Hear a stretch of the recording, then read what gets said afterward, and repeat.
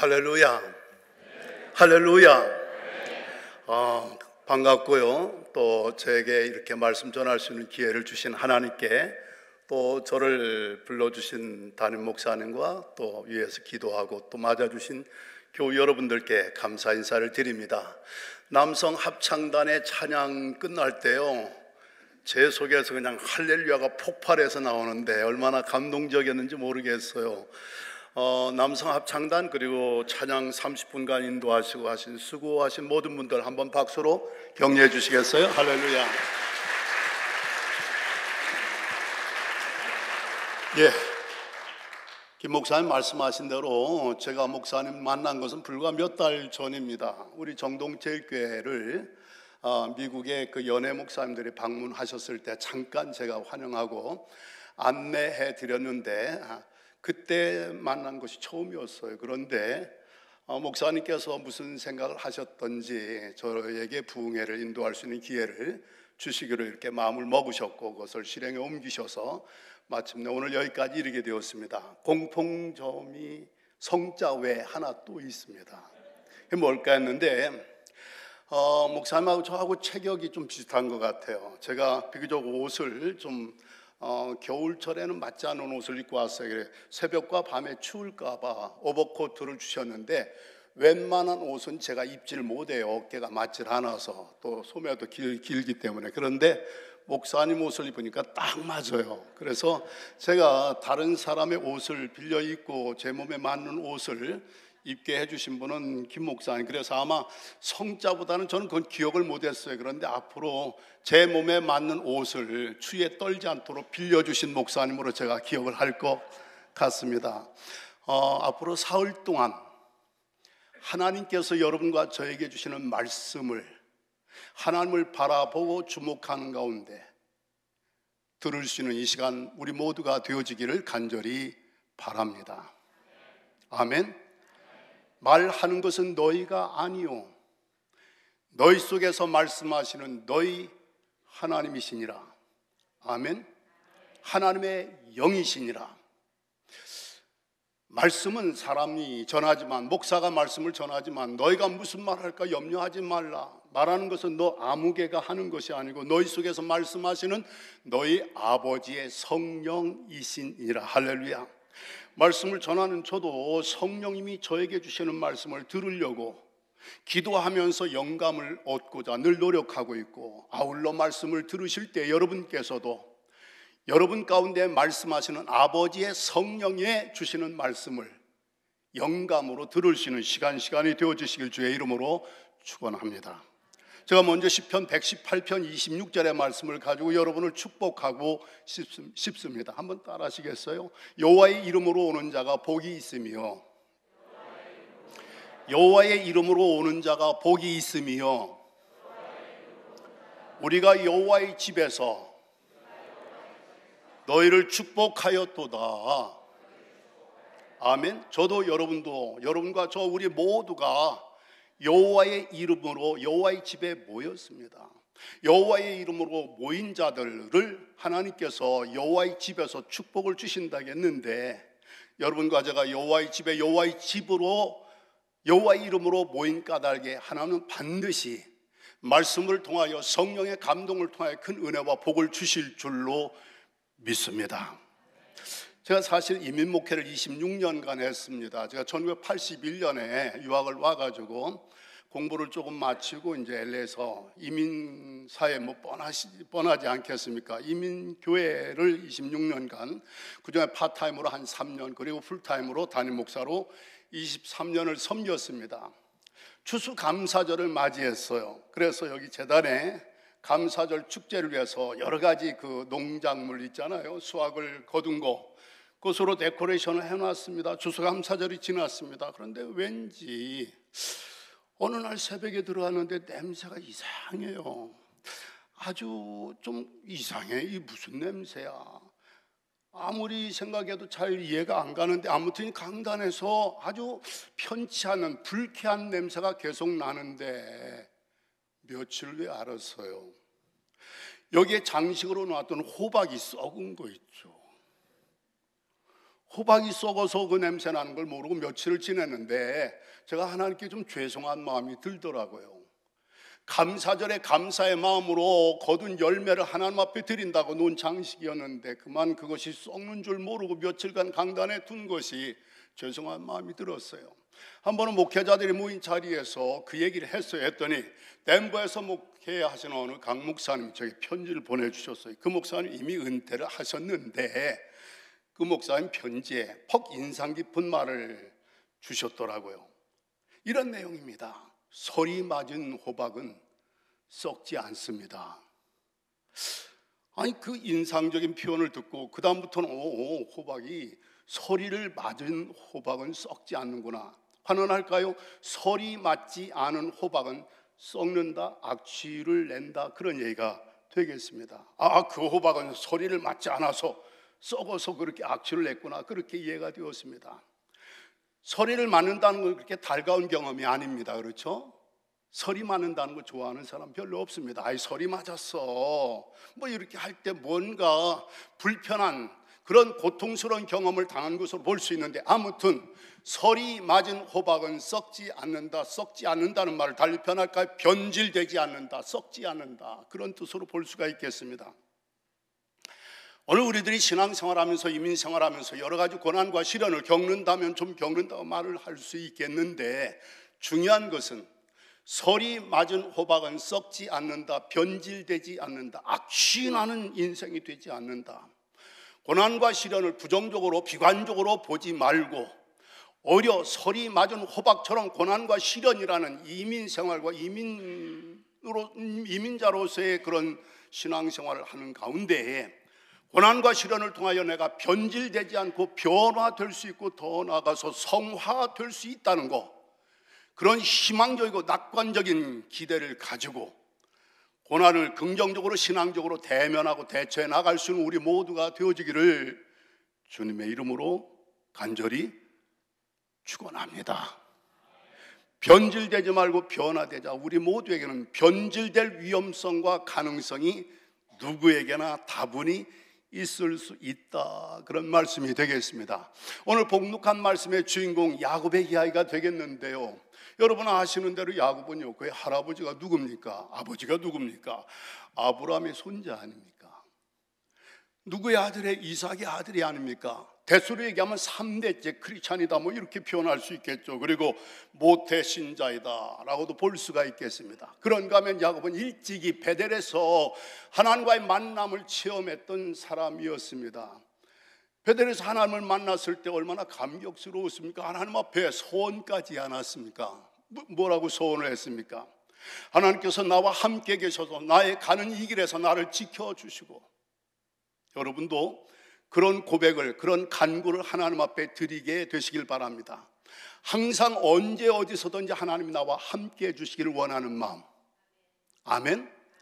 나의 가는 길이 불확실하고 불안한 요인이 많은 길을 간다 할지라도 타향으로 타국으로 가는데 나를 지켜주시옵소서.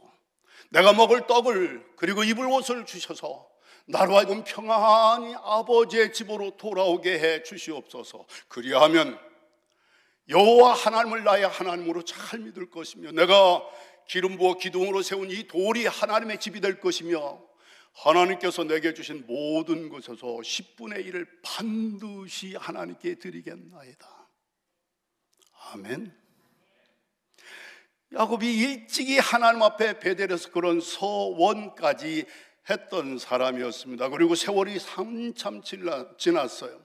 아시는 대로 야곱이 외삼촌 집에 가서 20년을 지나지 않았습니까? 아내 둘을 위하여 14년 동안, 그리고 그 가축을 기르기 위하여서 또 6년 동안 20년을 지냈어요. 그리고 하나님께서 내 고향 내 족속에게로 돌아가라 라는 명령을 받았습니다. 하나님께서 함께 하시며 은총을 입혀주시겠다는 약속도 보장받았습니다. 그런데 그는 자기의 고향으로, 자기의 족속에게로 일찍이 하나님께 서원했던 그곳으로 돌아가지 않았습니다. 대신 어느 곳으로? 세겜으로 갔습니다. 20년 플러스 알파, 어느 책을 보니까 세겜에서의 지낸 세월을 한 10년으로 잡더라고요. 그러니까 합하면 도합 30년이라는 세월이 지난 겁니다. One generation이 지난 거예요. 30년이라는 세월이 지났어요. 아무튼 20년 하고도 훨씬 많은 그런 세월을 지났는데 야곱의 그 당시의 모습을 보니까 이것이 변화된 모습이 결코 아니었더라라는 말씀입니다. 야복강가에서 그가 밤새도록 하나님의 사자와 씨름을 하면서 하나님의 사자가 날이 셀 무렵에 내 이름이 무엇이냐? 야곱이니이다. 내 이름을 다시는 야곱이라 부를 것이 아니요 이스라엘이라 부를 것이니 내가 하나님과 및 사람들과 겨루어 이기었음이라 라면서 그의 이름을 바꾸어 주시었습니다. 내 이름을 다시는 야곱이라 하지 말고 부를 것이 아니요 이스라엘이라 부를 것이나, 이 말씀을 읽으면서 제가 받은 영감은 뭘까? 야곱은 변질된, 변화되지 못한 인간의 모습을 의미한다면 이스라엘이라는 것은 하나님께로부터 뭔가 인정받은 새롭게 빚어지는 존재로서의 변화된 모습을 의미하는 것이다, 이렇게 착안을 하게 되었습니다. 그래서 야곱의 이야기를 근거로 변질되지 말고 변화되자는 말씀과 상관지어서 오늘 이 시간의 말씀을 여러분과 함께 나누고자 합니다. 장장 세월이 30년, 아니 솔찬히 많은 세월이 지났지만 왕년에 하나님과의 만남의 경험이 있어요. 가문도 훌륭한 가문이에요. 그리고 하나님께로부터 은혜와 복도 많이 받았습니다. 그런데 정작 야복강가에서 만난 야곱은 여전히 야곱에 지나지 아니하였더라라는 말씀입니다. 오늘 여러분과 제가 예수님을 몇 대째 크리스찬 가정에서 신앙생활을 하고 있는가, 또 내가 예수님을 믿은 지 몇 년이 되었는가, 몇십 년이 되었는가, 나름대로 각자 생각하는 대답이 있으리라고 생각이 됩니다. 그런데 중요한 것은 하나님께서 오늘 여러분과 저에게 원하시는 물음, 또 기대하시는 대답은 뭘까?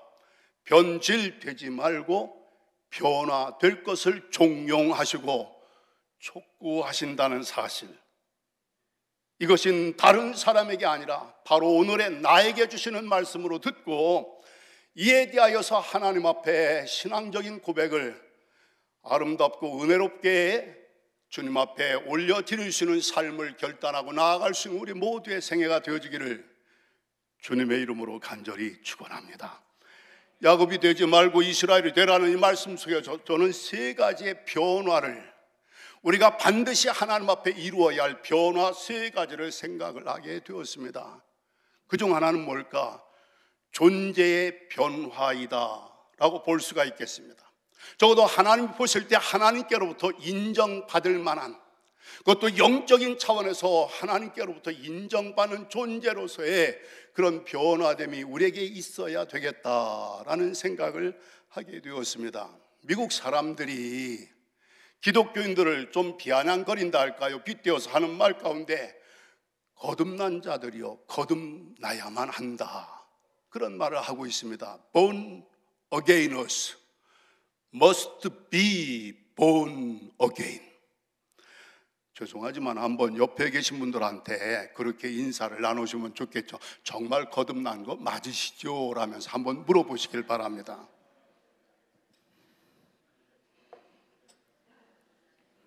예, 서로 조심스러우신가 보죠? 번어게너스, 사실 한국인의 정서로는 그런 물음이나 그런 대답이 익숙하지 않습니다. 나는 거듭난 크리스찬입니다, 이런 말 우리는 잘 하지 않잖아요. 아유, 어떻게 자기가 뭐 감히 거듭난 신자라고 말. 그러나 미국에 사시는 여러분들은 그 말씀 이해하잖아요. 번어게너스, 번어게인 크리스찬, 이렇게 나는 거듭난 크리스찬이라고 말들을 하는데 세상 사람들은 우리를 향하여서 너희들 정말 거듭났는지 거듭나야만 한다라는 말씀이에요. 변화되지 않았다는 사실을 지적하는 말이라고도 볼 수가 있지 않을까 싶은 생각이 듭니다.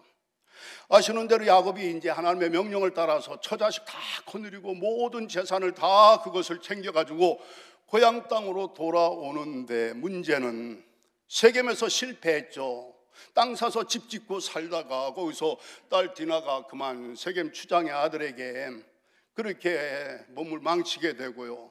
뭐 거기서 있었던 사건은 더 이상 여기서 언급할 필요가 없겠습니다만, 결국은 그 가족이 그 낯선 땅에서 큰 시련을 당하게 될 위기 속에서 결국 일어나 베델로 올라가자 하면서 자기의 그 식솔들, 가족들이 가지고 있었던 모든 우상 숭배의 그 흔적들을 땅에다 묻어 버리고 이제 세겜을 떠나서 베델로 올라갑니다. 그러는 모든 과정 속에서 결국은 이제 형과의 만남 마주침을 앞두고서 야곱의 마음이 심각하게 불안하고 두려웠습니다. 너무나도 답답했습니다. 어떻게 해서든지 형과의 그 불편한 감정을 좀 해소해야만 형과의 만남을 가질 것 같아서 아시는 대로 자기의 식솔들을, 자기의 하인들을 다 건너보내고 처자식 다 건너보내고 자기의 모든 가축들 재산 다 건너보냈습니다. 그런데 자기는 못 건너는 거예요. 야복 강가에서 홀로 남았습니다. 한밤중에 어떤 사람이 나타나서 그와 씨름을 했는데 사실은 어떤 존재인가 했더니 그 하나님의 사자, 성경에서 하나님의 사자는 예수 그리스도를 의미한다 이렇게 해석들을 하고 있습니다. 사실은 야곱이 씨름했던 그 장소 동틀 무렵에 그곳을 떠날 때 분이엘이라고 이름을 지었습니다. 분이엘은 하나님의 얼굴이라는 뜻이 되겠습니다. 그러니까 하나님과의 만남과 씨름을 했던 그 장소, 그것이 야복강가였습니다. 성경을 보니까 홀로 남았을 때라고 기록되어 있습니다. 이제까지는 가족도 많았습니다. 집에서 일하는 사람들도 많았습니다. 자기의 재산도 상당히 많이 거느리고 있었습니다. 모든 것을 강 건너 보냈지만 자기 자신은 그 강을 건너지 못하고 그 밤중에 불안과 두려움 속에 홀로 남았을 때 하나님의 사자가 그에게 나타나 그와의 만남을 그리고 씨름을 하게 되었더라, 그런 이야기입니다. 이 말씀을 보면서 우리가 존재의 변화, 하나님 앞에서 놀라우신 은총을 덧입기까지 홀로 남았다는 것은 인간적으로 볼 때 상당히 불안하고 또 두렵고 답답한 심정을 의미하기도 하지만 어떻게 보면 더 이상 자기가 인간적으로 뭐 헤어나갈 길이 없는 그런 막다른 그런 절대 고립과 고독한 상황에 처해 있는 것을 의미하는 것이 아닌가, 그런 생각을 하게 되었습니다. 오늘 낮에 점심시간에 제 친구를 만났습니다. 이승우 목사님을 만났어요. 이 워싱턴 DC에 와서 목회한 지 몇 년 됐냐고 물어봤더니 한 30년 됐대, 금년에. 저는 LA에서 오래 있었기 때문에 또 한국에 나가서 지금 이렇게 있기 때문에 종종 가까이의 목회자들 자주 만날 수가 있습니다. 그래서 제가 무심코 참 그동안 외로웠겠네 그랬더니 뭐 여기 뭐 외로운 건 말할 거 있느냐고 하면서 사람이 있어도 사실은 외롭긴 마찬가지다, 그런 말을 하더라고요. 우리가 사람이 많으면 덜 외로울 것 같지만 군중 속에 고독이란 말이 있듯이 아무튼 사람이 많아도 외롭고 홀로 있는 고립됨과 그런 고독함 같은 거, 그런 느낌을 가질 수가 있는데 야곱이 야복강가에서 홀로 남았을 때 중요한 사실은 하나님의 사자가 그 밤에 그곳에 찾아와서 야곱을 만나 주셨다라는 얘기입니다. 내가 가까이 사랑하는 가족들과 에워싸여서 남부럽지 않게 아쉬울 것 없이 불안과 두려움 없이 살 때, 그때는 오히려 하나님의 사자와의 만남이 없었어요. 씨름할 일도 없었습니다. 그런데 홀로 남았을 때, 절대 고립과 고독과 불안과 두려움 상황에 처하였을 때, 그때 바로 하나님의 사자가 나에게 찾아와서 나를 만나 주신다는 거, 나와의 영적인 씨름을 할 수 있는, 내가 하나님의 사자와 영적으로 씨름을 할 수 있는 기회를 갖게 하신 거, 그러면서 마침내 그 가운데서 내 인생을 변화시켜 주시는 은혜를 덧입게 해주신다는 거, 이런 사건과 이런 체험이 여러분과 저의 신앙생활에 또한 이민생활에 있어지게 되어지기를 주님의 이름으로 간절히 축원합니다. 내 이름이 무엇이냐? 야곱입니다. 만남을 통하여 하나님이 물으신 물음은 뭘까? 이름을 물으셨는데 이름은요, 자기 존재를 대변하는 거 아니겠어요? 송기성, 그의 이름은 송기성이라는 존재를 얘기하는 겁니다. 이름을 물으셨고 이름을 바꿔주셨다는 것은 존재를 바꿔주셨다, 존재를 변화시켜 주셨다, 그런 의미로 볼 수가 있겠습니다. 좀 달리 표현한다면 인간적, 육신적이고 세상적으로 살았던 그런 야곱의 삶을 이제는 하나님께서 인정하시는 하나님의 사람으로 만들어 주셨다라는 얘기입니다. 씨름할 때 날이 새 갈 무렵에 하나님의 사자가 나를 놔라, 내가 가야겠노라, 나를 축복해 주시기 전에 내가 놓아드릴 수가 없겠나이다. 그때 야곱의 환도뼈를 치셨다겠죠. 환도뼈는 여기 허벅지에 있는 관절을 의미하고 있습니다. 여기 허벅지 엉덩이 골반뼈에 있는 그 심줄을 치심으로 말미암아 그 이후로 야곱이 절개되었더라. 뭔가 신체적으로 불편한 그런 몸을 갖게 되었다는 얘기입니다. 어느 글을 보니까요, 여기 허벅지에 있는 이 관절을 치셨다는 것은, 이것은 이 허벅지의 관절은 자기의 생명과 자기의 모든 능력을 받쳐주고 있는 것을 의미한다. 이걸 침으로 말미암아 야곱이 스스로 고개를 숙일 수밖에 없는 것. 온전하고 당당하게 살았던 야곱이, 죄송한 표현이지만 핸디캡이 된 거 있죠. 고개를 숙일 수밖에 없는 사람이 된 겁니다. 이름을 이스라엘이라 바꿔줬는데 성경에는 이스라엘은 하나님과 및 사람들과 겨루어 이겼다, 그런 뜻으로만 해석을 했는데, 이스라엘의 또 다른 의미는 뭘까? 한번 따라 하시겠어요? 하나님이 통치하신다. 하나님이 통치하신다. 아멘. 자기의 생명과 자기의 능력을 가지고서 자신만만하게 인간적으로 육신적으로 세상적으로 남부를 것이 없이 승승장구하며 살았던 야곱이 핸디캡 장애인이 된 겁니다. 어쩔 수 없이 고개를, 허리를 숙이는 사람이 된 거예요. 성한 모습이 못 된 거예요. 그런데 중요한 것은 뭘까? 이제는 하나님과 사람들 앞에서 하나님의 지배와 통치를 받으면서 사는 사람이 되었다. 이스라엘의 의미를, 이스라엘이 씨름꾼이 되어서 하나님을 이겼다? 아니, 아무려면 하나님이 야곱에게 힘이 없어요? 지혜가 없겠습니까? 흔히들 해석하기를 하도 끈질기게 악착스럽게 달라붙으니까 하나님이 그냥 져주셨다, 이런 식으로 해석을 하는데, 성경에 하나님과 및 사람들과 겨루어 이겼다는 그 의미도 이해는 갑니다만, 더 중요한 깊은 의미로 본다면 하나님의 통치를 받는 사람으로 만들어 주셨다, 그런 의미가 되겠습니다. 홀로 남았을 때 나의 인간적인 수단과 방법과 내가 할 수 있는 모든 능력, 이런 것이 다 이제 한계에 부딪혔어요. 불안과 두려움 속에서, 그리고 답답한 마음을 감당할 수 없는 그 고독한 밤에 강을 건너지 못하는 이런 한계 상황 속에서 마지막 하나님이 주신 길은 뭘까? 하나님과의 만남, 하나님과의 씨름, 그리고 하나님의 통치를 받는 존재로 이스라엘이 되게 해주셨다. 이 은혜의 사건이 여러분의 신앙 여정의 이민생활 과정 중에 어떤 상황, 어떤 경위를 통해서든지 이런 사건이 여러분의 체험적인, 간증적인, 신앙적인 고백이 되시기를 주님의 이름으로 간절히 축원합니다. 저는 제가 이런 경험을 좀 한 적이 있어요. 1971년 1월 달이었습니다. 71년 1월 달 꽤 오래전이죠. 그럼 어떻게 되나요? 한 48년쯤 되나요? 네. 48년여 전쯤 1971년 1월 달에 을지로 육가에 있었던 지금도 있죠, 메디컬 센터, 국립중앙의료원, 그곳에서 입원을 했어요. 한 보름여 동안 검사를 끝내놓고 의사 선생님이 보호자 모셔오래요. 보호자 모셔오라는 것은 그렇게 좋은 이야기가 환자에게 직접 말해주기 곤란한 이야기를 의미합니다. 그때 저희 어머님이 오셨고, 저 형제가 6형제 중에 제가 5째인데 셋째 형님이 어머니랑 함께 오셨어요. 그 셋째 형님의 딸이 여기 또 박재호 목사 또 부인 사모가 되어서 여기 미국인 교회에 목회하는데 오늘 이 저녁에 참여를 했어요. 말하자면 우리 사모의 그 아버지 되는 형님이 병원에 왔어요.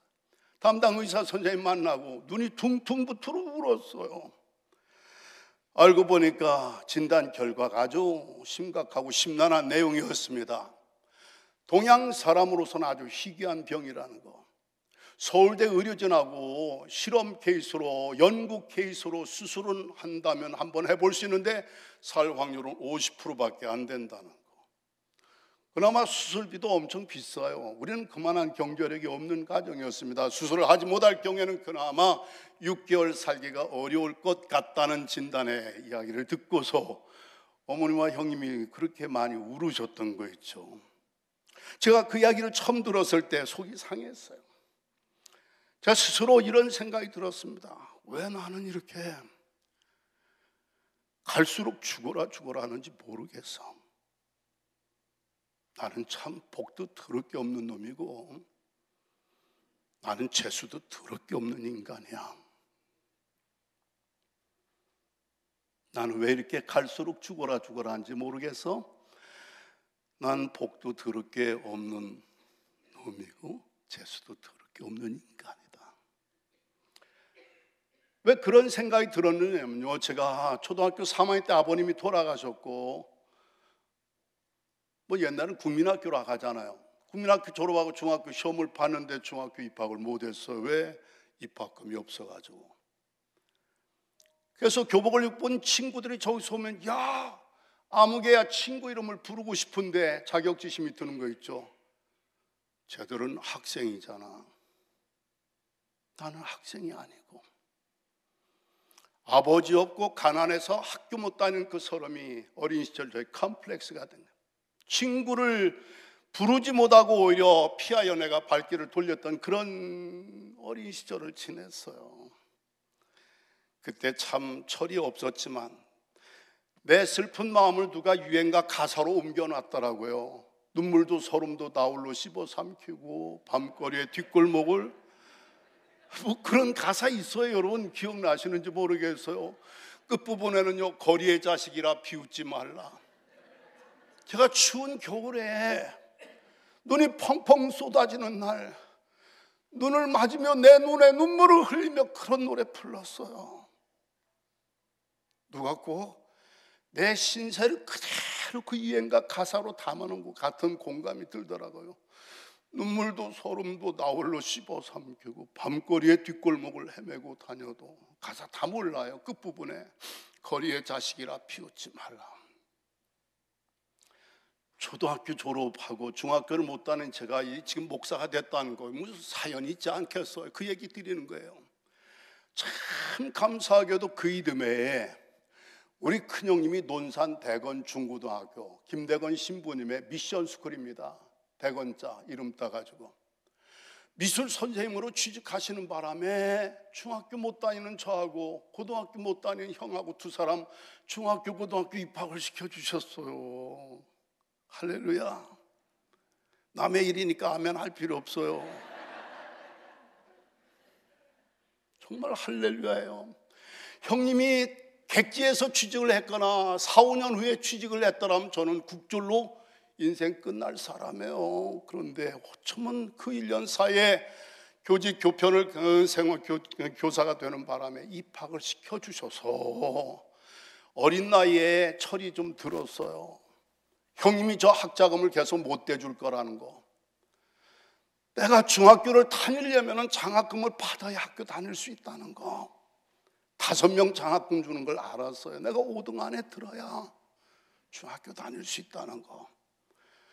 공부 해본 적이 없어요. 초등학교 다닐 때 무슨 공부를 했겠어요. 그냥 놀고 뭐 그런 식으로. 근데 1년 학교 못 다닌 서름을 겪고 난 다음에 내가 중학교를 다니려면 5명 안에 들어가야 한다. 공부를 하기 시작하니까 또 공부가 되더라고요.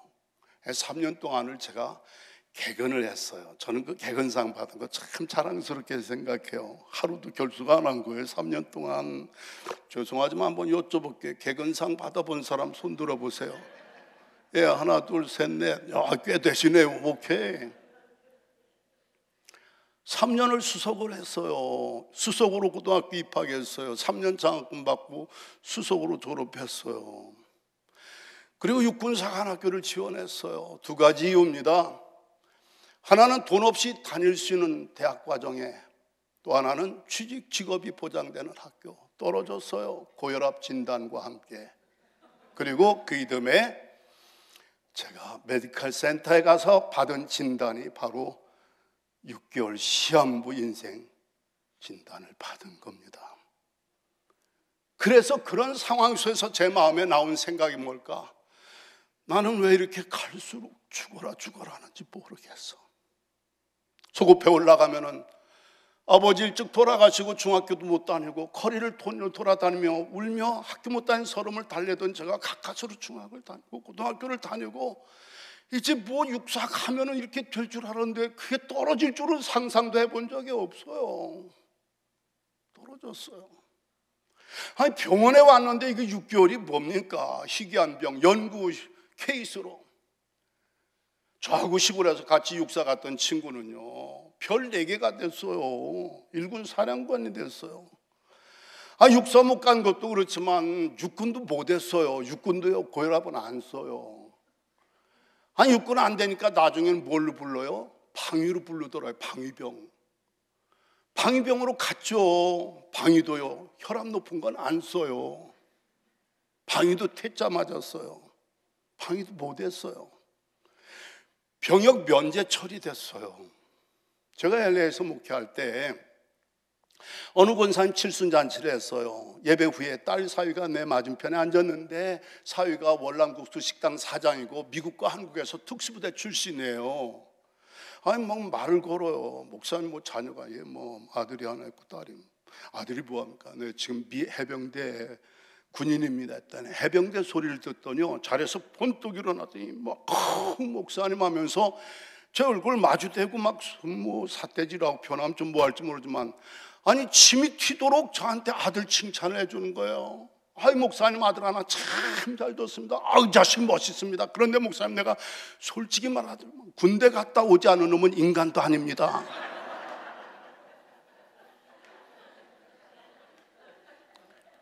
한마디 더 하더라고요. 똑같이 얘기해요. 목사님, 내가 솔직히 말하지만 군대 갔다 오지 않은 놈 똑같아요. 그 다음에 그 뒷부분만 다른, 우리 식당에 뽀이로도 안 씁니다. 난 그 사람 처음 만난 사람이에요. 그 사람은 그놈이 이놈인 줄 모르고, 군대 갔다 오지 않은 놈은 인간도 아닙니다. 식당 뽀이로도 안 씁니다. 그때 내 마음속에 하나님의 은혜가 북받쳐 오르더라고요.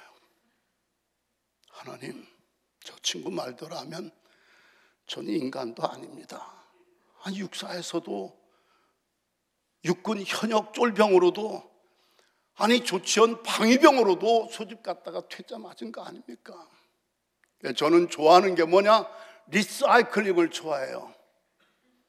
리사이클링. 하나님은요, 폐품을 재생시켜서 재활용하시는 하나님. 아멘. 저는 스스로 하나님이 폐품을 재생산하셔서 재활용하시는 은혜를 입혀주셨다, 그렇게 생각을 하고 있습니다.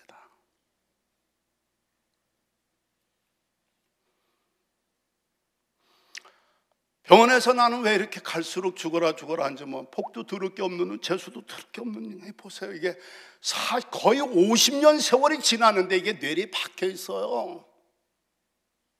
그러던 어느 날 제가 어머니와 형한테 이제 그만 우시라고. 그만 우세요. 나는 아버지 일찍 돌아가시고 가난한 집에서 이렇게 살다 가지만, 그래도 어머니와 형제들의 따뜻한 사랑 속에 사는 거, 그 얼마나 감사한지. 그렇게 살았으니까 괜찮아요. 이제 그만 우세요. 울지 말라니까. 그러던 어느 날 병실에 홀로 있었을 때, 야곱이 마치 야복 강가에서 한밤중 홀로 남아 있었을 때 하나님이 야곱을 만나 주셨던 것처럼, 메디컬 센터 별관 2층 빨간 벽돌 건물 어느 병실에, 컴컴한 병실에 홀로 남아 있었을 때, 입원할 때 제가 가져왔던 성경 서랍에서 꺼내서 무심코 딱 폈어요. 줄줄이 읽은 것도 아니고 그냥 무심코 폈어요. 말씀으로 하나님이 저를 만나 주신 거 있죠. 내용은 이겁니다. 고린도전서 1장 25절. 하나님의 어리석음이 사람의 지혜보다 지혜롭고 하나님의 약하심이 사람의 강함보다 강하니라. 다시 한번 말씀드릴까요? 하나님의 어리석음이 사람의 지혜보다 지혜롭고 하나님의 약하심이 사람의 강함보다 강하니라. 아멘. 성경을 보는 순간 생각할 필요도 결의도 없었어요. 성경을 손에 들고 병상에서 내려와 바닥에 무릎을 꿇고 하나님 앞에 기도드렸어요. 무슨 기도? 하나님, 저요 시골 촌놈 우물한 개구리처럼요 세상 넓은 줄 모르고 살았어요. 그런데 이제 제가 얼마나 어리석고 연약한 인간인가 깨우쳐 주셔서 감사해요. 하나님, 저 어려서부터 교회 다녀서요 전지전능하신 하나님이라는 말은 여러 번 들었어요. 오늘 비로소 하나님의 지혜는 전지, 하나님의 능력은 전능 하신 하나님이신 것을 확실히 깨닫게 해주셔서 감사해요. 할렐루야. 그때 하나님이 저에게 주신 생각이 있었어요. 좋은 생각이었어요. 앞으로 6개월 동안 어떻게 살다 죽을 것인가. 예수 잘 믿다가 죽어야지. 왜? 천국 가기 위해서. 왜? 불쌍한 우리 어머니 위로받게 하기 위해서. 아멘. 하여튼 오래된 교회 특징은 아멘이 별로 없다는 거. 정동이 묻지 않네요. 여러분하고 너무 심각하게 듣지 마세요. 뭐 남 얘기인데 그냥 실금실금 아멘 아멘 하면서 들으세요. 부드럽게 편안하게 부담 없이. 옆 사람하고 한번 인사하세요. 아멘 노 텍스 한번 해보세요. 아멘 노 텍스. 텍스 프리예요. 텍스 프리. 세금 안 물려요. 아멘 해보세요. 좋아요. 우리 하나님은 아멘의 하나님이에요. God of Amen. 아멘의 하나님, 진리의 하나님. 하나님의 모든 약속은 그리스도 예수 안에서 다 예, 예스, 아멘이 되나니 그런즉 그로 말미암아 우리가 아멘하여 하나님께 영광을 돌리게 되느니라.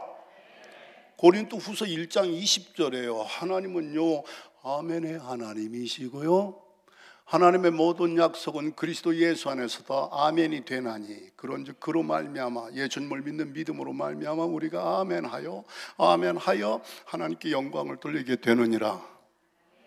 와, 이 아멘 참 좋은 말이네요.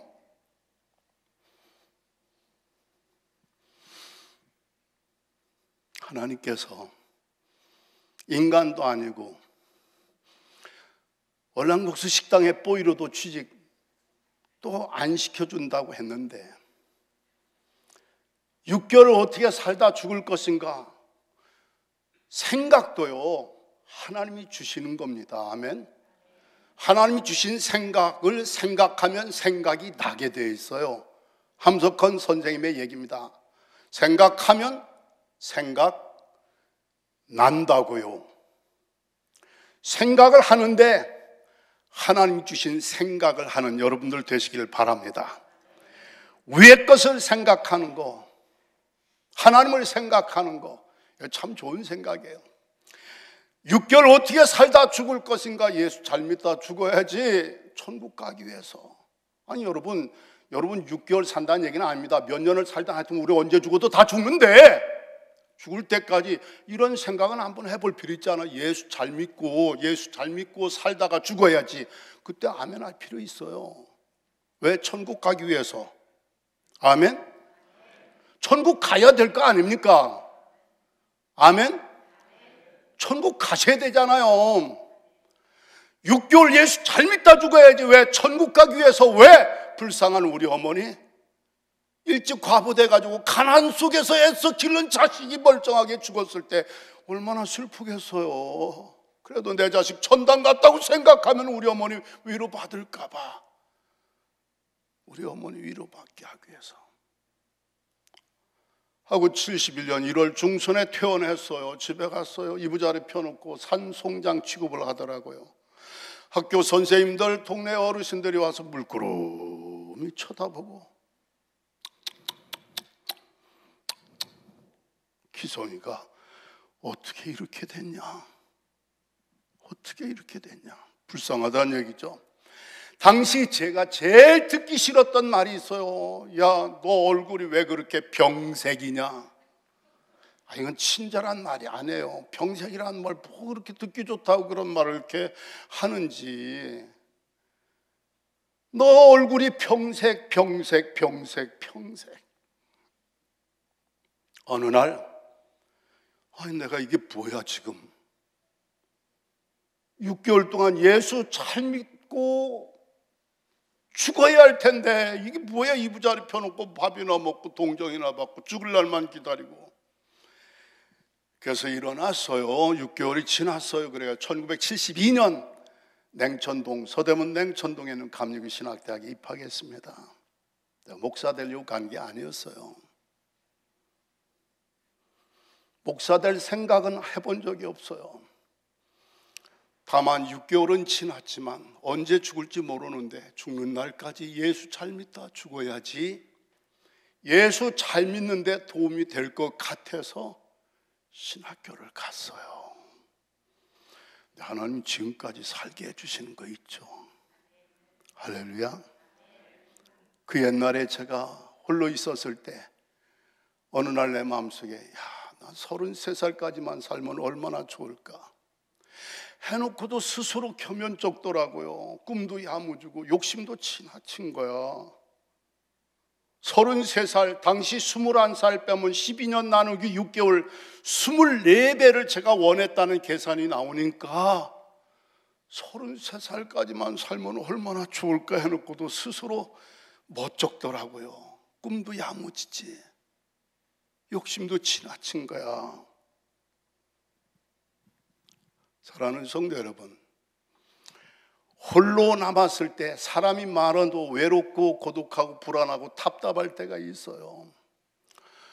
홀로 남았을 때 하나님은 야곱을 찾아와 만나 주셨습니다. 그 이름을 바꿔주셨어요. 존재를 변화시켜 주셨습니다. 자신만만하게 살았던 야곱의 환도뼈를 치셔서 하나님의 통치를 받는 사람으로, 아멘, 하나님의 컨트롤을 받는 사람으로, 하나님께 인정을 받은 사람으로, 하나님께 축복을 받은 사람으로, 이런 변화를 원하시면 아멘 하십시다. 아멘. 존재의 변화, 하나님과의 만남을 통해서만 가능해지는 거 아니겠습니까?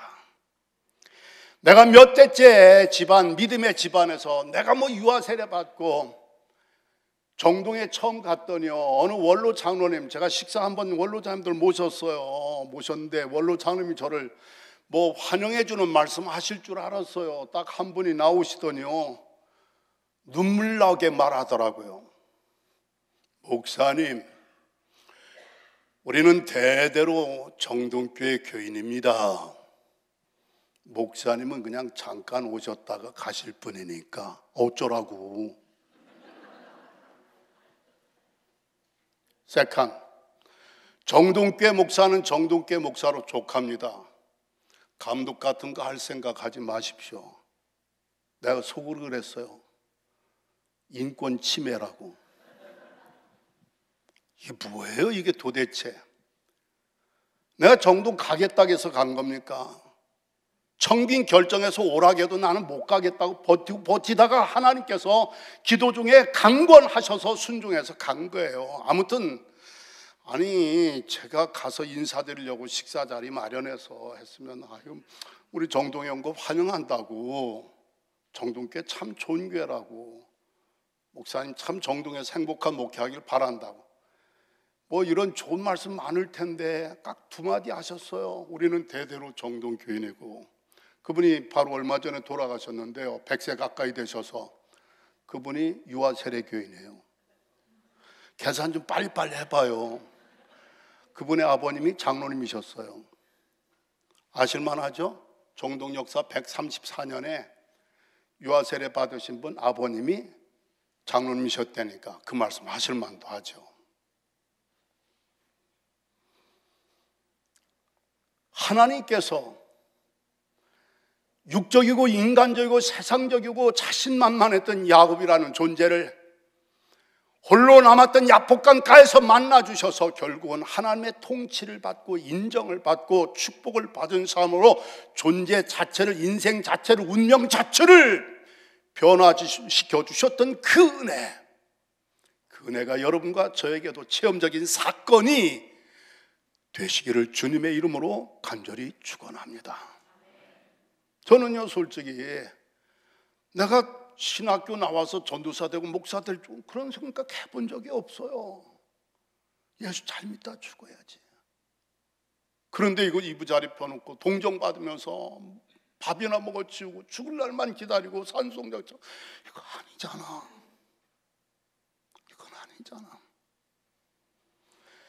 했더니 하나님께서 신학교 한 몇 년 다녔어요. 한 3학년쯤 다녔나 했더니 어느 날 제 마음속에 죽음에 대한 시한부 인생이라는 강박관념이 내게서 없어지더라고요. 그때 제 마음속에 서당계 3년이면 뭐 풍어를 읊는다더니 신학교 한 3년 다니니까 이런 변화가 왔나 싶더라고요. 종종 사람들이 물어봐요. 지금은 혈압이 어떠냐고요. 혈압 숫자가 중요한 게 아니고 지금까지 건강하게 산다는 게 중요한 거 아니겠어요? 아멘? 왜냐하면 혈압이 높다고 하면은 사람들이 저 사람 뭐 혈압 높아서 어떻게 염려할까 봐. 근데 중요한 사실은 혈압이 높음에도 불구하고 하나님께서 이제까지 목회하면서 살면서 혈압 때문에 입원해 본 적이 없어요. 할렐루야. 하나님의 은혜죠. 하나님께로부터 영적으로 새롭게 지음받은 새 피조물이 될 때, 새 이스라엘이 될 때 존재의 변화 속에서 인생 자체와 운명 자체가 달라진다는 이 사건, 이 은혜의 체험이 여러분의 간증이 되시기를 주님의 이름으로 간절히 축원합니다. 야곱이 하나님 앞에 이렇게 영적인 새 이름을 받고 존재가 변화되는 존재의 변화와 더불어 두 번째 또 하나의 변화는 뭘까? 관계의 변화가 일어난 것을 보여주고 있습니다. 형 에사우와 맞닥뜨리가 됐을 때 야곱이 형 앞에 7번 땅에 엎드려 절을 했는데요, 7번 땅에 엎드려 절을 한 모습을 보면요, 그가 얼굴이 이마가 땅에 닿도록 7번 절을 했는데, 7번 절한 것은요, 전쟁의 패자가 승자에게 완전한 항복을 표시하는 거예요. 나의 생명, 나의 재산, 나의 모든 것은 당신 처분에 달려 있습니다. 나는 당신의 종입니다. 노예입니다. 그런 의미가 담겨져 있는 게 야곱이 7번 형 앞에 엎드려 절한 것이었습니다. 야복강가에서 하나님께로부터 새 이름을 받은 다음에 동이틀 무렵에 형과 맞닥뜨리가 되었습니다. 사실은 형의 환심을 살려고, 형의 감정을 풀으려고 이미 종도를 통해서 상당한 재산을 보냈어요. 그렇지만 형이 400명의 장정을 거느리고 야곱을 대하러 옵니다. 환영하러 온 게 아니었어요. 그런데 뜻밖에도 야곱이 7번 땅에 엎드리는 그 순간에 하나님께서 에서의 마음을 바꿔주신 거 있죠. 사실 오래전에 에서가 별미를 만들어가지고 아버지 앞에 축복을 받으러 갔을 때 이미 동생이 어머니와 함께 짜고서 축복을 가로채지 않았어요. 변장하고 들어가서 그때 에서의 마음에 죽이고 싶은 마음이 그때 들어갔어요. 그래서 어머니가 이 아들을 급히 도피를 시킨 거였습니다. 잠깐 얼마 동안 지나면 형의 그 분노가 가라앉으면 다시 동생 그 둘째 아들을 불러드리려고 했는데 사실은 그 분노는 쉽게 가라앉지 않았습니다. 죽이고 싶은 마음, 분한 마음, 억울한 마음, 괘씸한 마음, 이걸 수십 년 동안 그 독한 마음을 품고 칼을 갈고 갈았다가 마침내 야곱을 치러 오는 거였어요. 여러분, 그런데 하나님께서 순간 에서의 마음에, 그 동생을 보는 순간에 불쌍한 마음, 측은히 여기는 마음, 그런 마음을 주신 거예요. 에스겔서 36장에 보니까 우리 하나님의 성령이 우리에게 임하실 때 돌같이 굳은 마음, 단단한 마음을 살과 같이 부드럽게 해주신다고 했어요. 우리 하나님은 우리의 마음을 지으셨을 뿐만 아니라 마음을 감찰도 하시고 마음을 바꿔주시는 하나님이신 줄로 믿으시길 바랍니다. 에서의 마음은 죽이고 싶은 마음이었어요. 분한 마음이었어요. 억울한 마음이었습니다. 미운 마음, 막 그냥 괘씸한 마음, 이런 마음이 꽉 쪄들어 있었던 사람의 돌멩이처럼 굳고 굳어진 마음이었습니다. 그리고 동생 야곱의 마음 뭐예요? 심히 두렵고 답답한 마음. 두렵고 답답한 마음. 세월로도 해결이 안 돼요. 처자식 아무리 건너보내고 아무리 예물 공세를 해서도 형의 그 분노, 그 감정을 풀 수가 없었어요. 그런데 7번 땅에 엎드린 그 모습을 보자마자 형 에서가 달려와서 끌어안고 목을 어긋맞기고 피차에 울면서 입을 맞추었더라. 이 대목에서 제가 얻은 변화는 뭘까? 관계의 변화라는 얘기입니다. 내적인 상처들이 치유되고 외적인 관계가 전인적으로 치유되고 회복되는 역사가 하나님의 은혜 가운데 이루어졌더라, 그 말씀이에요. 근데 여기서 한 가지 기억할 것은 에서가 달려오기 전에 누가 먼저? 야곱이 먼저 7번 땅에 엎드려 절을 하였더라. 할렐루야. 따라하시길 바랍니다. 하나님의 은혜를 체험한 사람이, 존재가 변화된 사람이 먼저 엎드리는구나. 아멘. 에서가 먼저 달려온 게 아닙니다. 에서가 먼저 와서 끌어안아 준 게 아니에요. 야곱이 7번. 야곱이 이름이 무슨 이름이에요? 발뒤꿈치를 잡은 자 아닙니까? 발뒤꿈치를 잡은 자 의역을 할까요? 넘어뜨리는 자라는 뜻입니다. 자기 앞에 누가 앞서 가는 꼴을 못 보는 사람이에요. 승부욕이 대단한 사람이었습니다.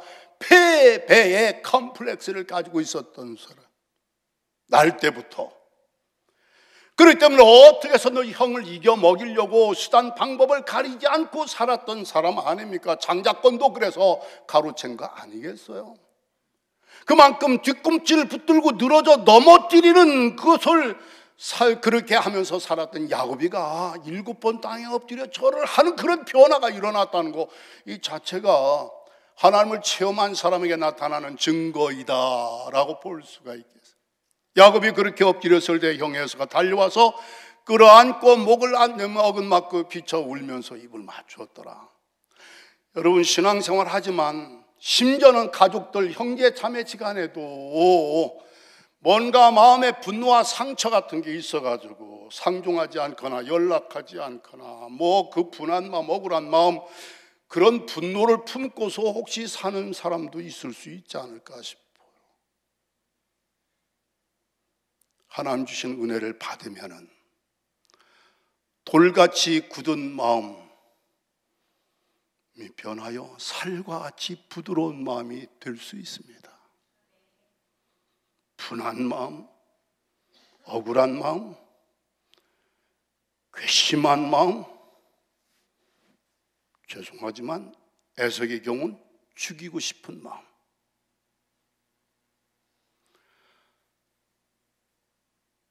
별의별 수단과 방법을 다 써봤지만 야곱의 마음에 그 두려움과 답답함은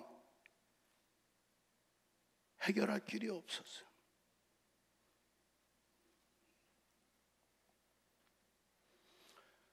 내 이름이 무엇이냐? 다시는 야곱이라 부를 것이 아니오 이스라엘이라 것이니라. 하나님의 통치를 받는 사람으로서의 존재가 변화되었다면 이어서 사람을 대하는 태도가 달라져야 한다는 겁니다. 자세가 달라져야 한다는 얘기입니다. 어떻게? 엎드려 항복하고 노예가 되고 종이 되는 거 아니겠느냐 이야기입니다. 죄송하지만 우리들이 예수님을 믿는다고 하면서 정말 섬김의 종으로 이 땅에 오신 예수님을 본받아야 할 텐데 예수님의 이름을 빙자하고 이용해서 자기가 주인 행세하려고 하는 것이 타락이 아니겠느냐 이 얘기예요. 거기에 무슨 평화가 있겠어요? 거기에 무슨 아름다운 관계가 있겠느냐 그 말씀이에요.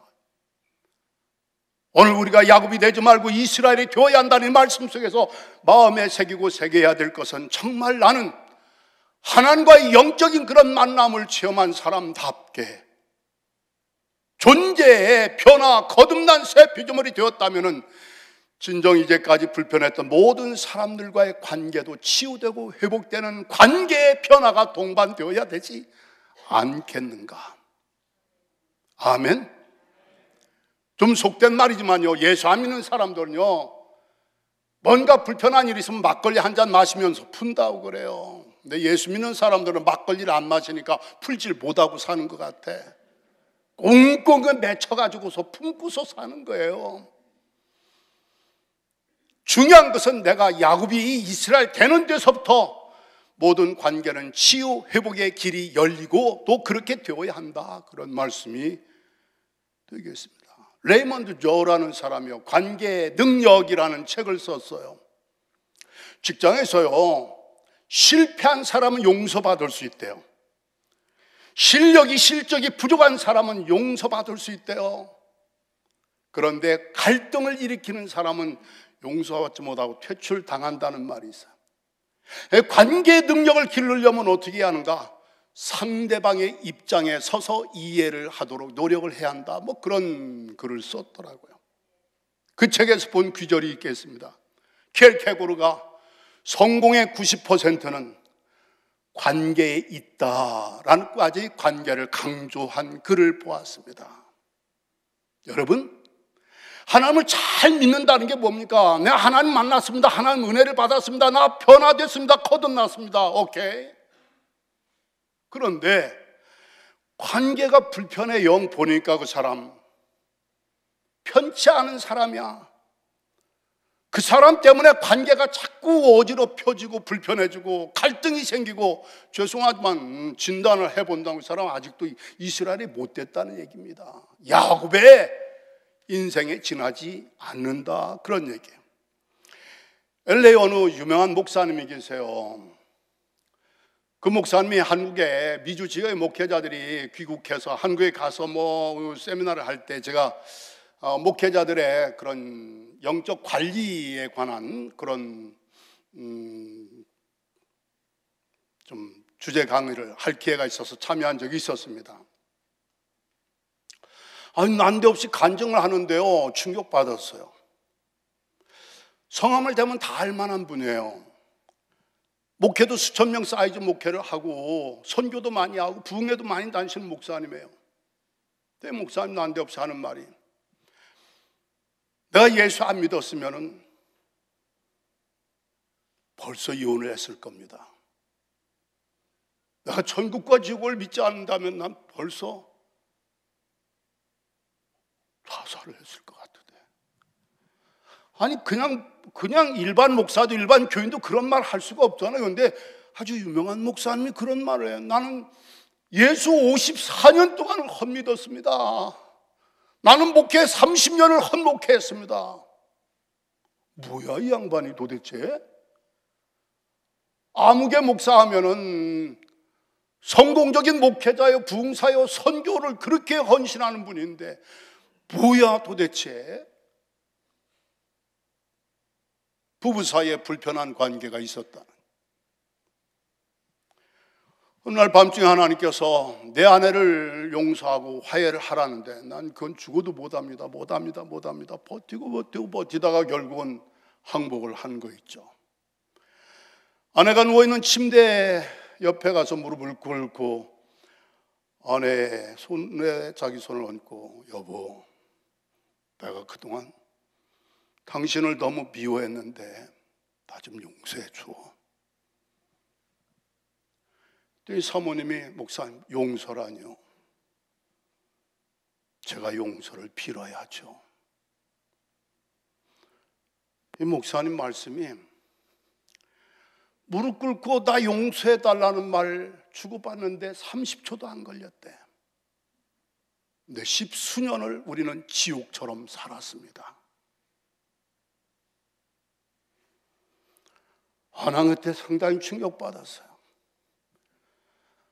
아니, LA에서 그만한 목회, 그만한 그 사역을 하는 목사님, 그런 목사님이 난데없이 예수 54년을 헛믿었고 목회 30년을 헛목회했다고 고백을 하는 거예요. 내용은 그런 내용.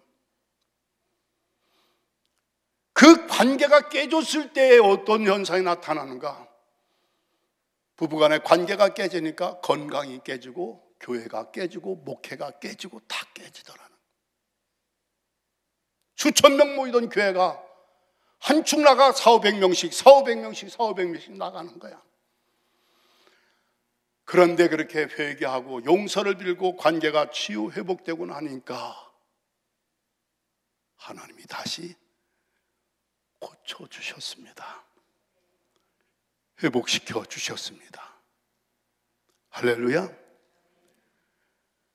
성경의 오늘 말씀 끝부분에 보면요, 야곱이 형을 가리켜서 내가 형님의 얼굴을 보니까 하나님의 얼굴을 본 것 같다라는 고백이 나오는데, 이 목사님 그런 비슷한 고백을 하더라고요. 어느 날 월요일 날 아들에게, 아들아 오늘 말이야 월요일 날 엄마 좀 쉬게 우리 가서 외식할까 그랬대요.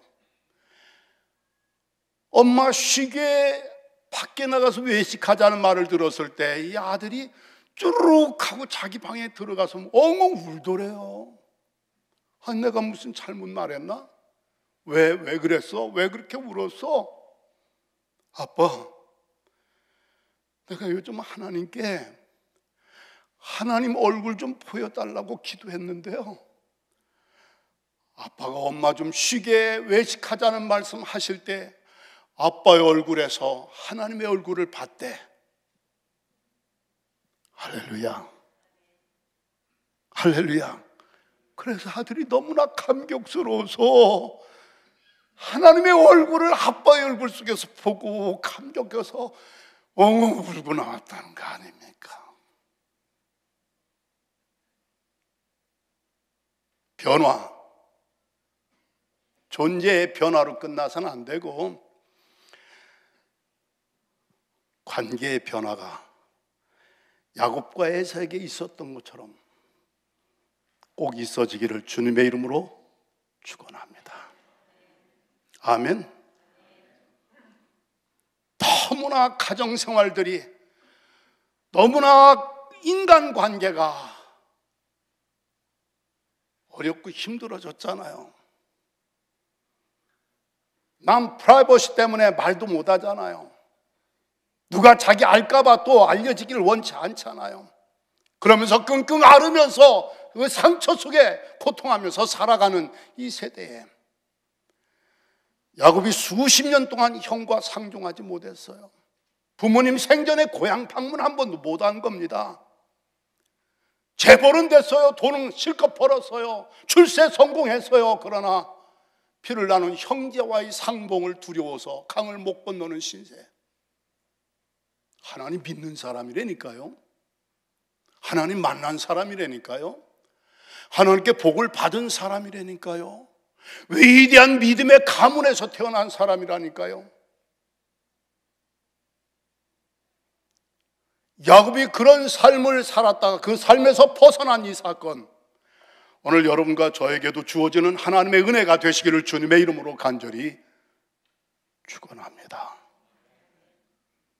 한국의 어느 목사님, 감리교 목사님, 전가화 목사님, 민족 대성전의 엄청난 스케일의 대성전 건축하시고 결국은 다 마무리 짓지 못하고 은퇴를 그렇게 불편한 관계 속에서 하셨어요. 어느 날 제게, 송 목사, 네, 나는 말이야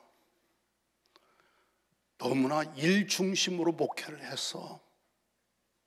그래서 사람을 잃어버렸어. 민족 대성전 건축을 하여 건축 헌금을 자그마치 57번 했대요. 우리 교인들은 다이아몬드 진짜 반지 낀 사람 아무도 없어. 57번 하면서 그렇게 해서 일은 열심히 드라이빙을 걸었는데, 뼈있는 고백, 안타까운 고백, 일을 너무 집중해서 일 중심으로 하다가 사람을 잃어버렸노라는 그런 안타까운 고백을 하시더라고요. 결객으로 말이 맞아요. 성공의 90%는 관계에 있다는 말. 야곱과 에서와 야곱의 관계, 한 사람의 무릎 꿇음과 엎드림 속에서 성령님의 역사가 일어나는 가운데 이루어진 줄로 믿으시길 바랍니다. 1970년 12월에 그 추운 겨울에 서독의 총리 빌 브란트가 폴란드를 방문했어요. 폴란드의 유대인 위령탑 앞에 가서 콘크리트 바닥에 그 거구의 몸을 가지고 무릎을 꿇고 한동안을 묵념하고 있었어요. 그 사진이 기자들의 보도를 통해서 퍼뜨려지게 되었습니다. 그때 한 기자가 매우 인상 깊은 그런 타이틀을 걸었어요. 무릎 꿇은 것은 한 사람인데 일어선 것은 독일 전체였다. 아멘. 빌리 브란트, 무릎 꿇은 사람은 한 사람이 꿇었지만 그 한 사람의 무릎 꿇음을 통하여 독일 전체가 일어나게 되었다. 독일을 유럽에서 왕따시키지 않았습니까? 전범 국가이기 때문에.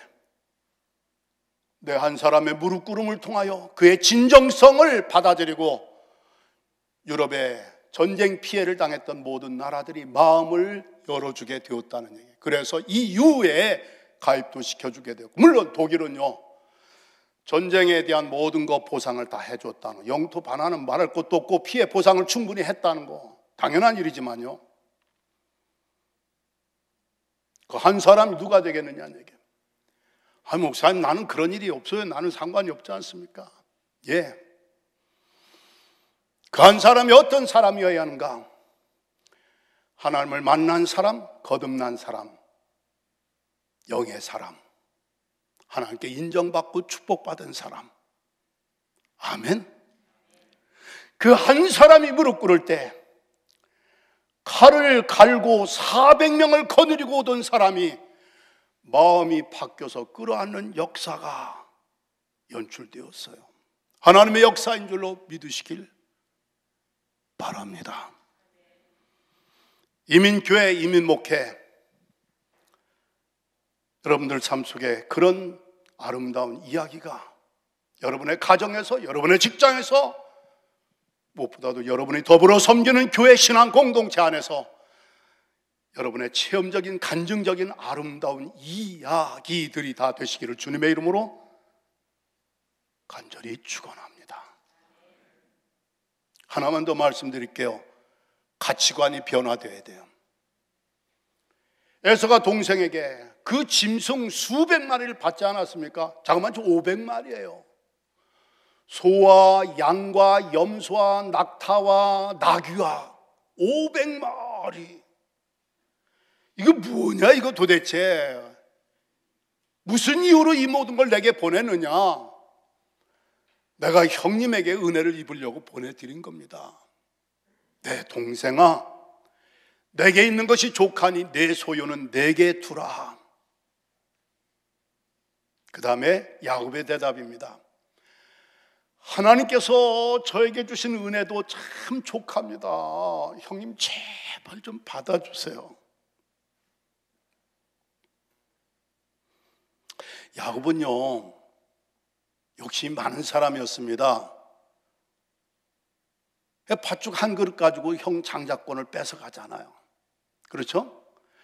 외삼촌 집에 가서도 수단과 방법을 총동원해서 자기 거 다 챙겨가지고 나온 사람이에요.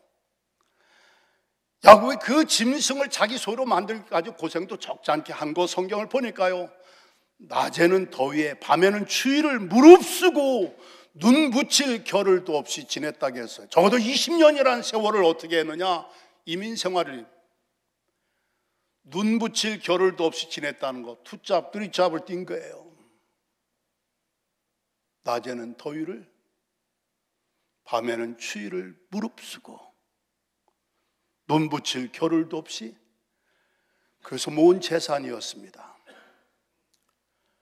팥죽 한 그릇도 거저주지 않는 야곱이, 아니 550마리를 뚝 떼어서 형에게 보낸 거예요. 제발 좀 받아달라는 겁니다. 근데 형제의 대답이 똑같은 대답이 나오는데 뭐냐?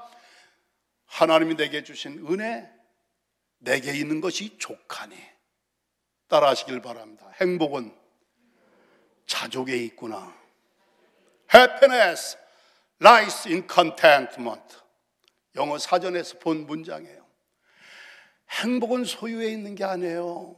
자리에 있는 게 아닙니다. 행복은 contentment. 스스로 족하게 여기는 자기 마음 속에 있느니라. 아멘.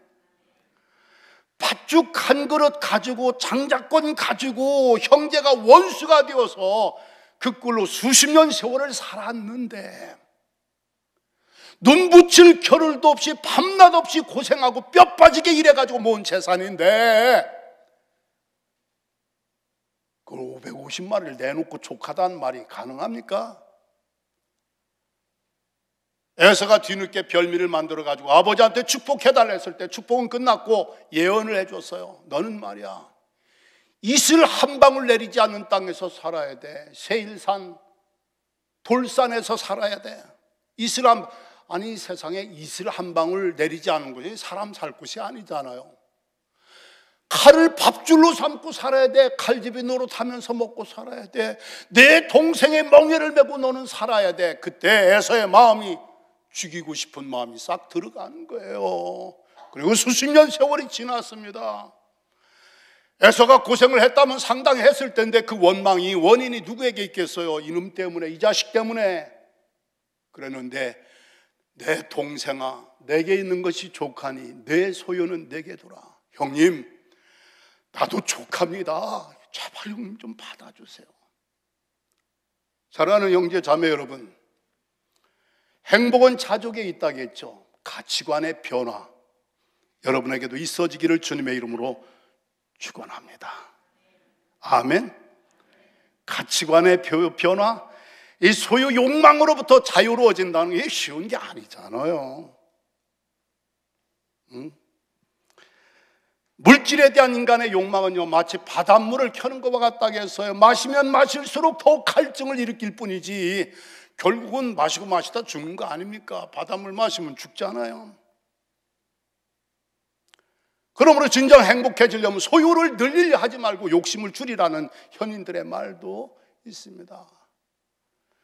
형도 동생도 똑같이 한 고백이 뭘까? 족하다는 말이었습니다. 뭐가 족하다?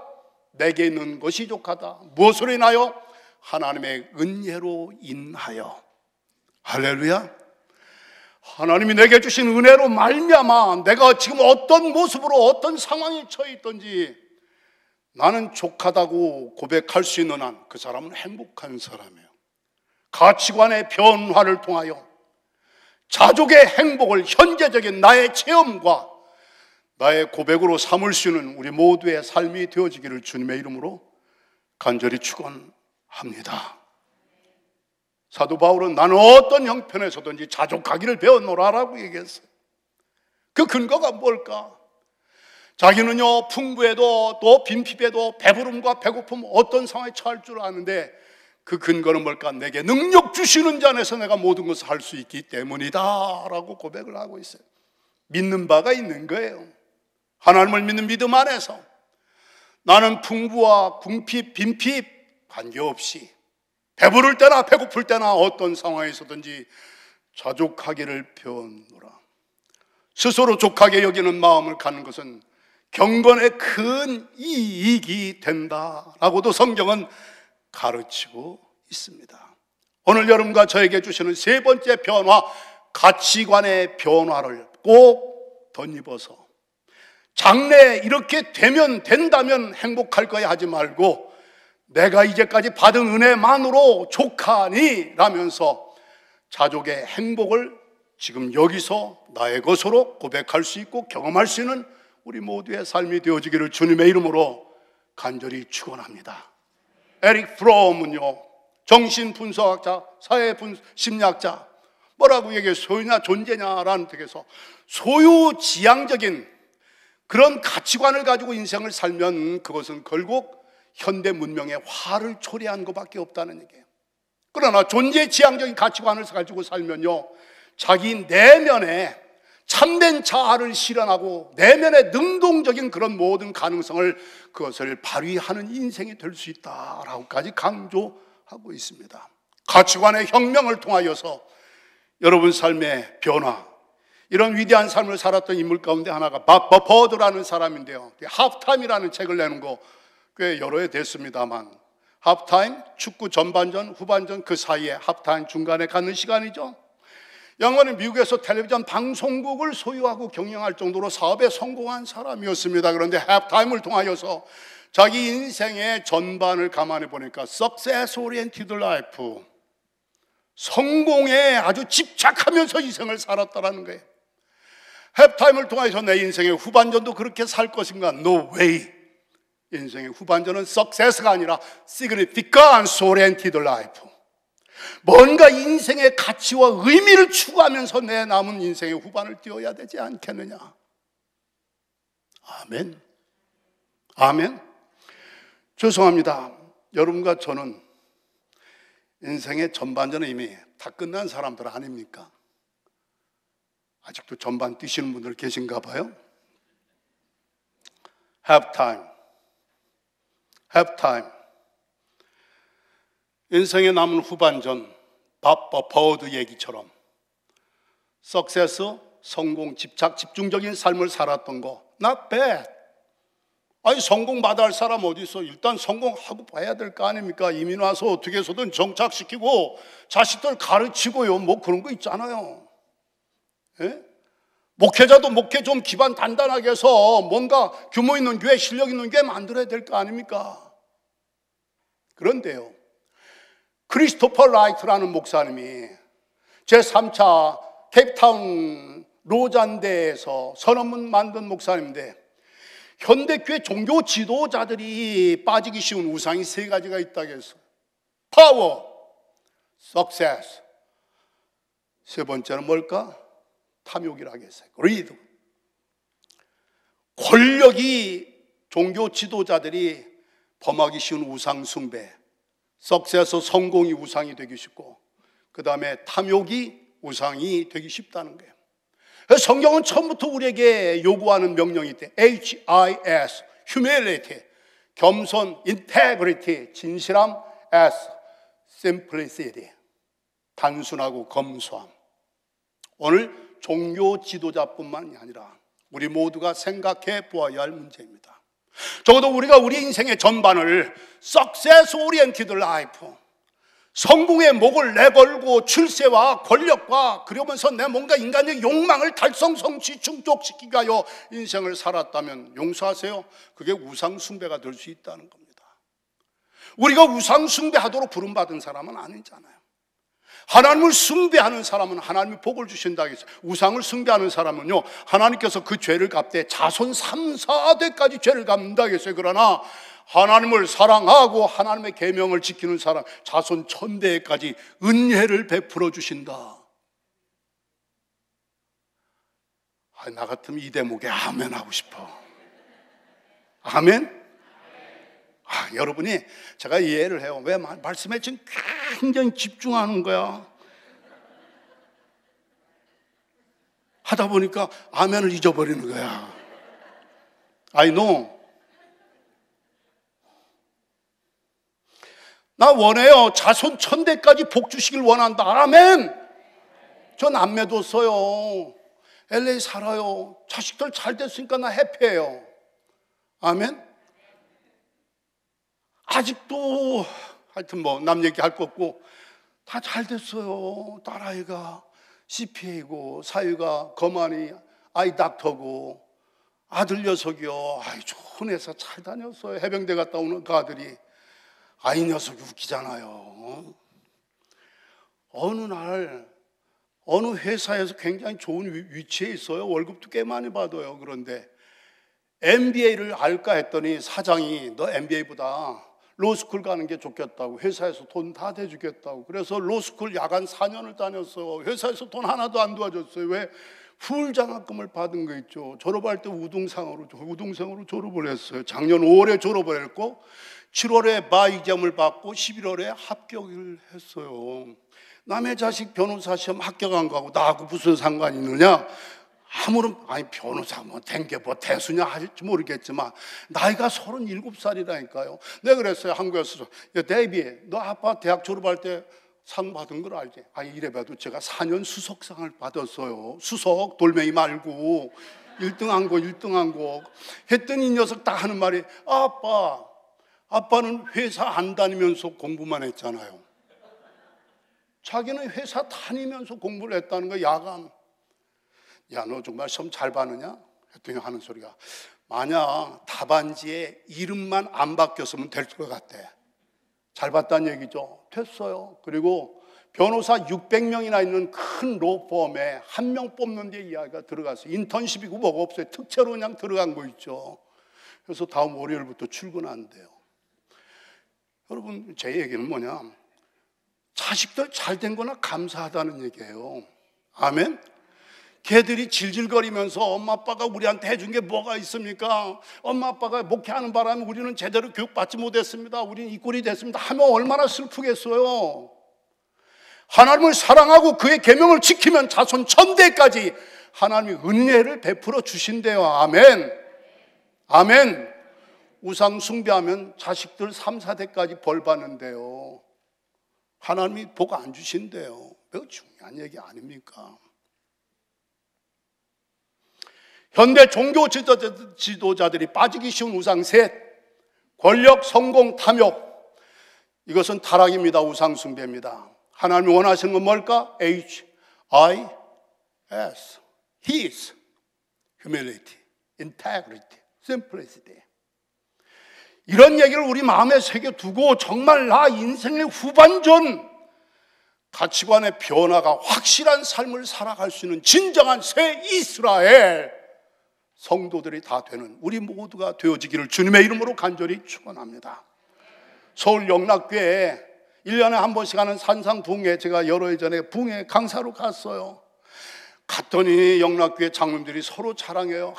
우리 교회는 말이에요, 웬만한 시설은 다 개인들이 도네이션 해가지고 땅과 모든 걸 했다는 거예요. 그 중에 최창건 장로님 얘기도 하고 뭐 김치복 장로님 얘기도 하는데, 어느 장로님은요 1953년에 피난민으로 와가지고 거기 수유리에 땅 13만 평을 사가지고 목사님 모시고 가서 감사 예배를 드렸대요. 그리고 개울가 이제 점심을 잡섰는데 목사님 무심코 하신다는 말씀이, 여기다가 기도원 하면 좋겠습니다 이렇게 했대요. 아니 지금 그 산을 사가지고 선산으로도 쓰고 뭐 어떻게 하려고 샀는데 기도원 하면 좋겠다는 말씀 떨어지자마자 장로님께서, 네 목사님 기도원 하시죠. 할렐루야. 영락교회가 피난민들 모여서 한국의 대표적인 교회가 됐는데, 내가 그 수유리 기도원, 영락 기도원에 가서 집회하면서 느낀 건 뭘까? 여기가 용광로구나. 여기서 불 질러가지고 저 시내 영락교회가 저 영적으로 저렇게 살아있구나, 뜨겁구나, 그걸 느꼈어요. 한번 따라합시다. 네 목사님 그렇게 하시죠. 아니 걱정 없어요. 여러분들 땅 사는 거 없을 테니까. 13만 평 땅 사가지고 자기 조상들 묘지 쓰고 하려고 사는 땅인데 감사예배 드린 자리에서 점심시간에 네 그렇게 하죠. 교회다 다 바친 거야. 그 밖에도요 영락교회 장로들이 자랑하더라고요. 뭐 기도원 운동이라든지 중학교, 고등학교, 대학교 세운 거, 그 다음에 연합신학대학원 세울 때 땅 8만 평 낸 거라든지 뭐 군선교 한 거, 이 모든 거 한경직 목사님의 선교의 비전이 딱 생기면 나머지는 장로님들이 다 카바업해서 그 문제를 감당했다는. 하나님은 목사님에게 선교의 비전을 주셨고 우리는 목사님에게 주신 하나님의 비전을 이루는데 헌금을 드리는 거 멋있잖아요. 영락교회 얘기지만 그들에게 뭐의 변화가 있어요? 가치관의 변화가 있는 겁니다. 사명이 있는 거예요. 내가 왜 돈을 벌어야 하는지, 내가 왜 이 일에 내가 헌신을 해야 하는지, 가치관의 변화가 확실히 일어나는 우리의 신앙생활이 다 되어주시기를 주님의 이름으로 간절히 축원합니다. 워싱턴 한인교회 오니까 목사님, 부담임 목사님, 여러분 칭찬을 참 많이 하시더라고요. 우리 교회, 우리 장로님들, 우리 성도님들. 그래서 지금 여러분들 이제 웨슬리홀인가요? 교육관 하는 거, 그 건축 기금도 거의 다 확보해 놓으시고 이제 새로운 공사가 이제 시작되신다는 말씀을 들었는데, 아무튼 여러분들 생애에 야곱이 되지 말고 이스라엘이 되라는 이 말씀 곰곰이 거울처럼 비춰보면서 나는 정말 하나님께 인정받고 축복받은 영적인 사람으로 존재가 변화됐는가? 나는 하나님과의 관계는 물론이지만 주의 종과의 관계, 성도들과의 관계, 부부지간의 관계, 부자지간의 관계, 교우, 그리고 이웃 모든 동료들과의 관계가 진정으로 치유되고 회복되었는가? 나는 소유의 욕망으로부터 자유함을 얻고 가치관의 혁명적인 변화가 일어난 삶을 살고 있는가? 이 모든 물음에 Yes, Yes, Yes 대답할 수 있게 되시기를 주님의 이름으로 축원합니다. 앞서 부른 복음성가 마음이 뭉클하더라고요.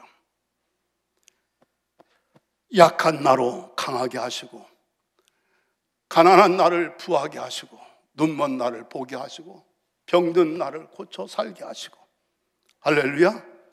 주 예수보다 더 귀한 것은 없네. 이 찬송을 작곡한 조지 베버리 쉐어 작곡을 했지만 그 가사가 이분의 삶을 그대로 얘기해 주는 것 같아요. 연전에 100세가 넘어서 이제 소천을 하셨습니다만 오래전에 애나임 스타디움 야구구장에서 빌리그램 크루세이드 할 때 그분이 나와서 그 백발이 성성한 분이 그 찬양을 부르시더라고요. 평생의 바리톤 가수로서 성공과 출세 이 모든 것이 보장된 걸 다 내려놓고 빌리그램 전도단에 찬양으로 헌신하는 인생을 사신 거 여러분 다 아시잖아요. 어느 사람이 그에게 묻습니다. 선생님, 하나님께 대해서 얼마나 많이 아십니까? 그 대답은 간단합니다. 나는 많이는 모릅니다.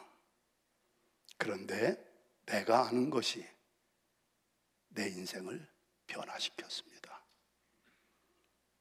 아멘. 예수님을 얼마나 오래 믿으셨습니까? 성경을 얼마나 많이 알고 많이 읽으셨습니까? 하나님의 은혜를 얼마나 많이 받으셨습니까? 예? 허근혜나 많이 받았죠. 나 예수 믿은 지 오래됐죠. 예, 그런 대답도 좋지만 더 전곡을 찌르는 대답은 뭘까? 하나님 많이는 모르지만 내가 아는 그것이 내 인생을 변화시켰습니다. 할렐루야. 그런 고백을 할 수 있는 새 이스라엘 성도들이 다 되시기를 우리 주님 예수 그리스도의 이름으로 간절히 축원합니다. 기도하시겠습니다.